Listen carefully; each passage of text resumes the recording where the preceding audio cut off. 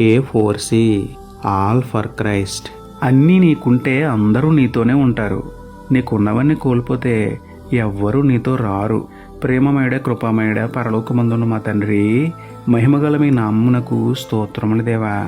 అయ్యా, ధనం చూసుకుని, బలం చూసుకుని, అందం చూసుకుని, ఆరోగ్యం చూసుకుని విర్రవీగిపోయాను. ఉన్నవన్నీ కోల్పోయాను.